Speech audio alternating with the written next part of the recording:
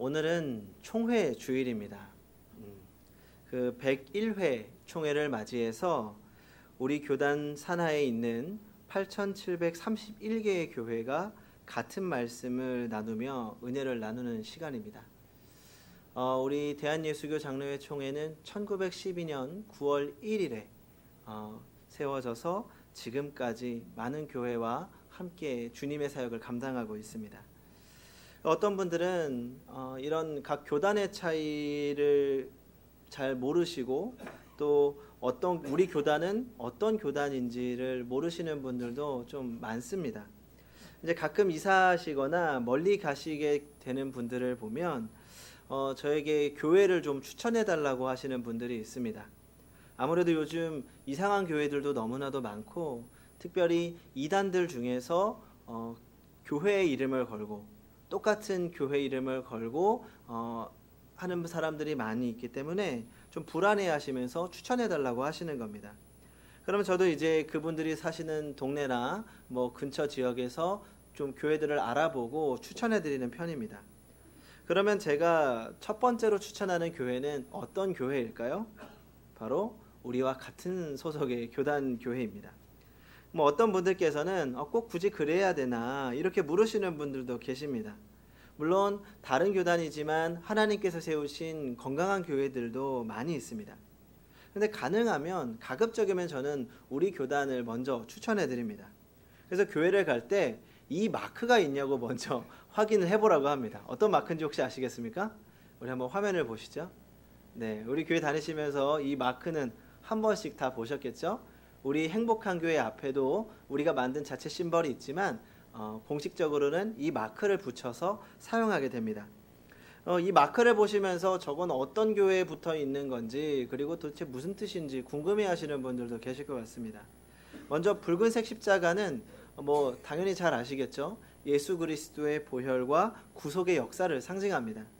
그리고 녹색 두루마리는 교회의 소망과 의지를 상징하고 그리고 하나님의 말씀과 한반도를 상징합니다. 우리나라 지도와 모양하고 좀 비슷하죠. 제 입으로 이렇게 말씀드리긴 좀 그렇지만 우리 교단은 참 좋은 교단입니다. 그리고 우리 교회도 참 좋은 교회입니다. 아버님 나오시네요. 왜냐하면 우리 교단이 한국 교회의 중심적인 교회이고 또 신학의 정통성을 가지고 있습니다. 그래서 가능하면 우리 교단 교회를 추천해 드리는 겁니다. 특별히 이번 총회가 101회 총회를 맞이했습니다. 우리 교단 총회의 새로운 세기의 첫 총회입니다. 그러면서 마틴 루터의 종교개혁 500주년을 맞이하는 해이기도 합니다. 이런 역사적인 시간은 단지 기억하고 기념하는 시간이 아니라 우리에게 허락하고 사용하게 하신 하나님의 시간, 카이로스입니다. 어떻게 보면 한국 교회에 있어서 개혁이라고 하는 새로운 역사가 시작되는 순간이기도 합니다. 그동안 혁명이라고 불리는 사건들이 많이 있었습니다. 우리나라에도 동학농민혁명이라든지 4.19 혁명이라든지 5.16 군사혁명 등이 있었습니다. 그런데 혁명과 개혁은 좀 그 의미상의 차이가 있습니다. 혁명이란 다른 사람을 쳐서 고치는 것을 말합니다. 하지만 개혁이란 다른 사람을 치는 것이 아니라 나를 쳐서 고쳐가는 것을 말합니다. 그래서 종교개혁은 나를 쳐서 하나님의 뜻에 복종하게 하는 것. 그러니까 종교개혁은 누구를 탓하고 치려고 한 것이 아니라 성경의 뜻대로 따르려고 하는 성경으로 돌아가려고 하는 운동이었습니다. 중세의 긴 터널을 빠져나오는 중요한 역사적 사건들이 있었습니다. 바로 르네상스와 종교개혁입니다. 이 둘의 공통점이 있다면 바로 재생정신입니다. 16세기의 르네상스는 인간의 본질로 돌아가는 운동이었다고 한다면 종교개혁은 성경의 본질로 돌아가려고 하는 운동이었습니다. 그래서 르네상스와 종교개혁을 가리켜서 근원으로 돌아가는 운동이라고 말합니다. 르네상스가 인문주의적인 시도였다면 종교개혁은 영적인 시도였습니다. 다시 말하면 종교개혁은 교회의 본래적인 모습, 교회의 거룩함을 회복하려고 하는 영성운동이었습니다.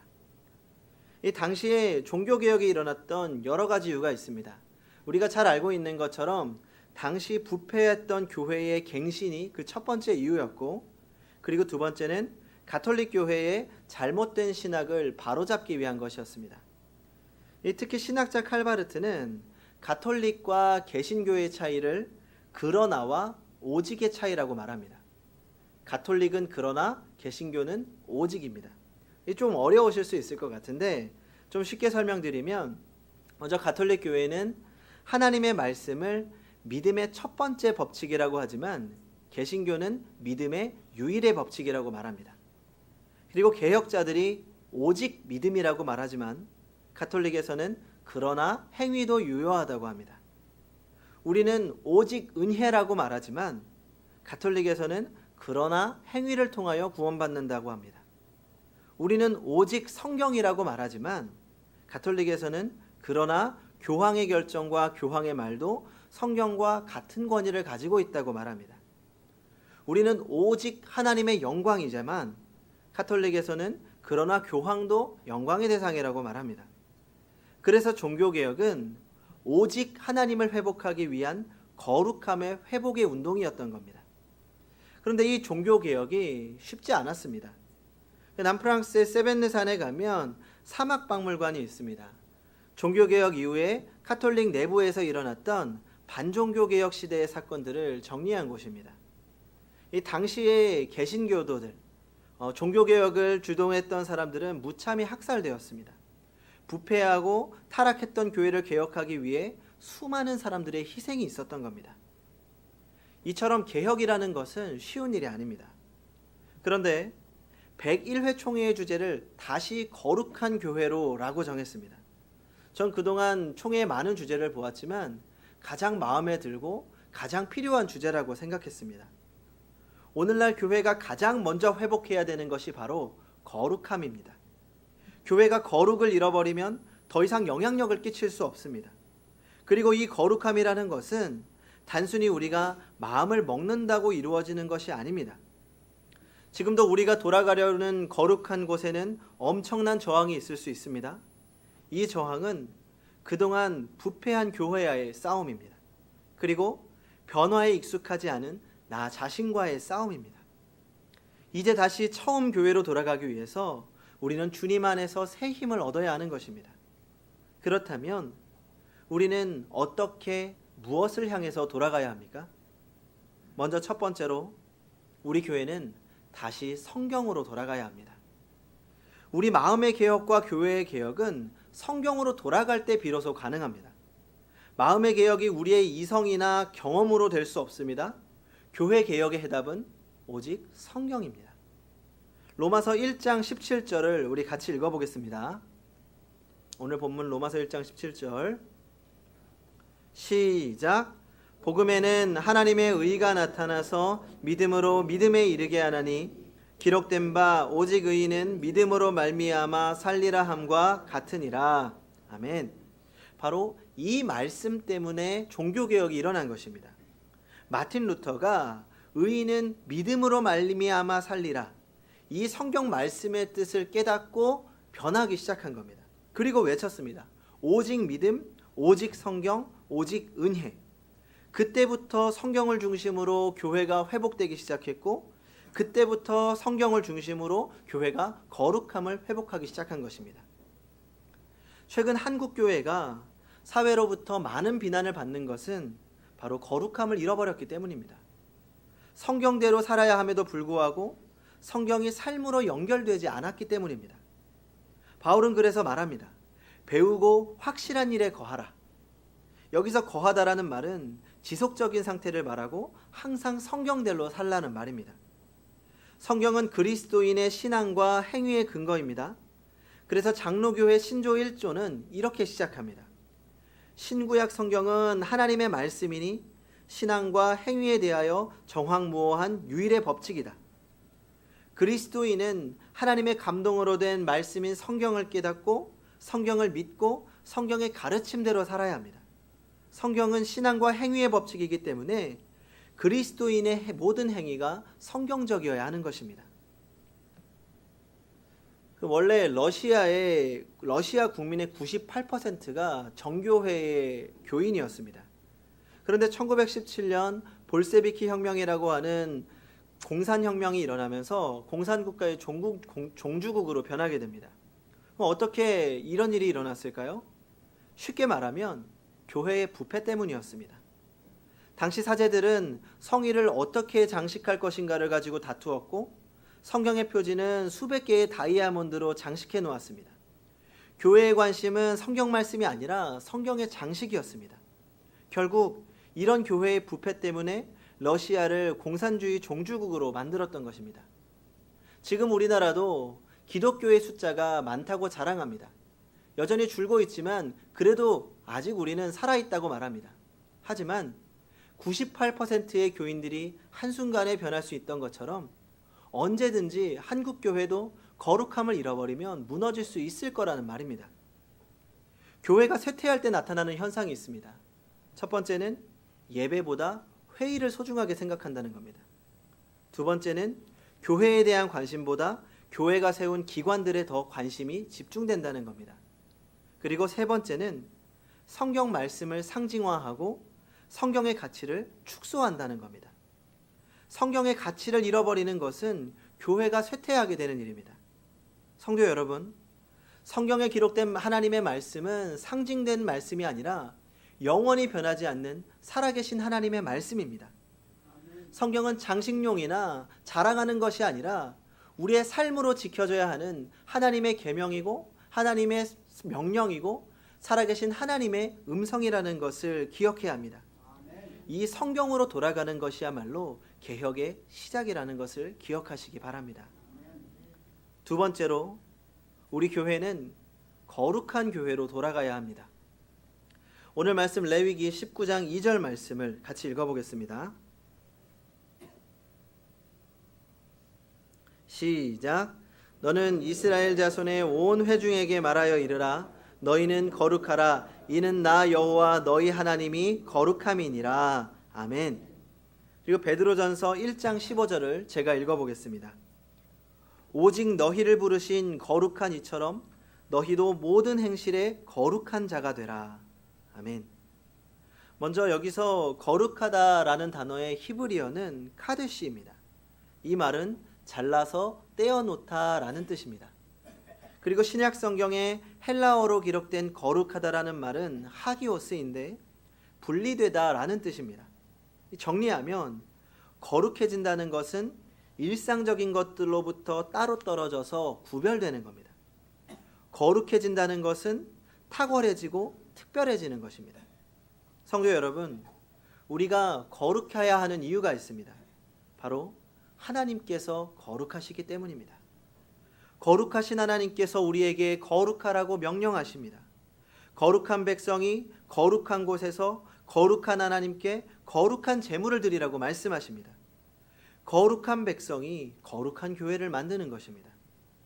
그렇다면 무엇이 거룩한 것입니까? 이 세상 속에서 우리는 어떻게 거룩함을 회복해야 합니까? 우리가 쉽게 실수하는 것은 성스러운 것과 속된 것을 자꾸 구별하려고 하는 것입니다. 세상의 모든 것은 거룩한 것이면서 동시에 속된 것입니다. 이것이 흔히 말하는 성속의 개념입니다. 얼마 전에 이 BY라고 하는 힙합 가수가 굉장히 이슈가 됐습니다. 어른들도 힙합 아시죠? 따다다다다다 하는 랩으로 하는 음악입니다. 이 가수가 이슈된 이유가 한 그 힙합 음악 프로그램에서 우승을 차지했기 때문입니다. 그리고 또 한 가지는 가사에는 욕이 없고 기독교적인 가치관을 아주 대놓고 드러내면서 불렀기 때문입니다. 아무래도 지금 반기독교, 안티기독교가 많은 분위기에서 많은 그리스도인들이 TV에 나와서 저렇게 대놓고 이야기해도 되는 건가?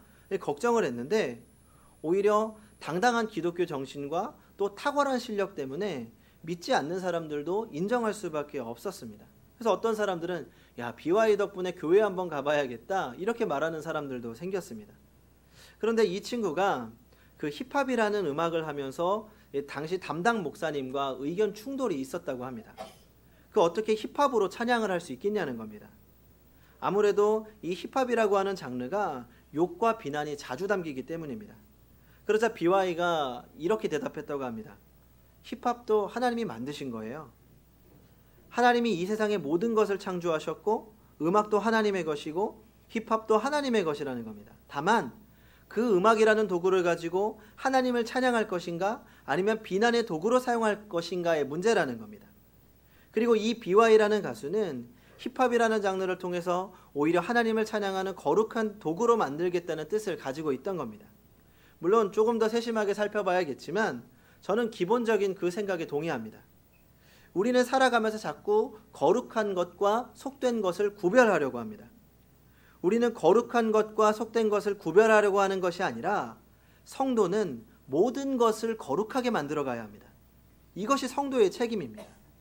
이 세상 모든 것이 하나님의 것임을 깨닫고 모든 것을 거룩하게 만들어 가야 합니다.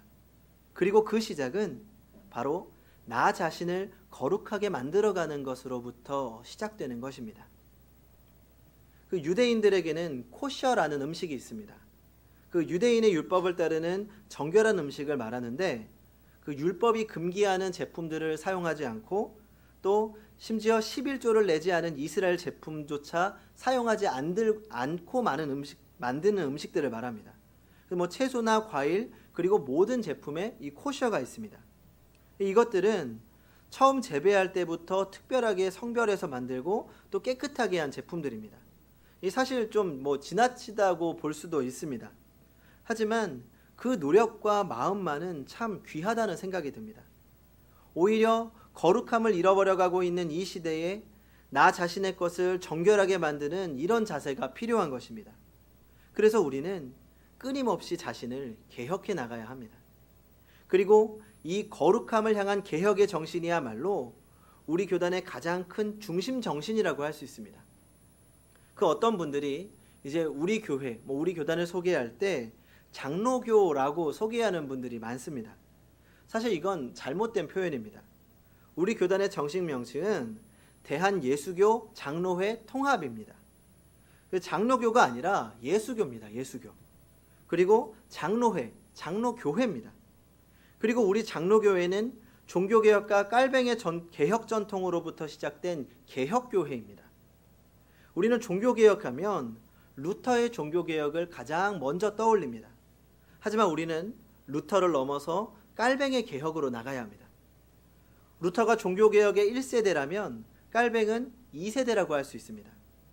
루터의 종교개혁이 믿음으로 얻는 구원을 강조했다면 깔뱅의 종교개혁은 그리스도인의 삶과 사회를 개혁하는 실천 중심이었다고 할 수 있습니다.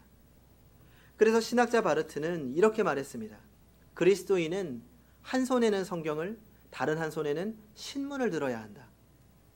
세상 가운데에서 교회가 다시 거룩함을 회복하기 위해서는 늘 우리 자신을 말씀에 비추고 또 말씀으로 세상을 비추며 끊임없이 개혁하고 고쳐나가야 한다는 것입니다. 교회는 어느 시대에나 개혁의 중심이 되어야 합니다. 그래서 존 스토트 목사님은 교회의 거룩함에 대해서 이렇게 말합니다. 교회는 이미 거룩하며 아직 거룩하지 않다. 교회는 거룩해졌으며 거룩해지라고 부르심을 받는다. 성도 여러분, 거룩함이 교회를 교회되게 합니다. 거룩함이 성도를 성도되게 합니다. 이제 우리 교회가 다시 거룩한 교회로 거듭나서 잃어버린 영성과 교회의 권위를 회복해야 합니다. 그리고 이 땅에서 하나님 나라의 빛을 비추는 거룩한 교회가 되기를 바랍니다. 기도하겠습니다.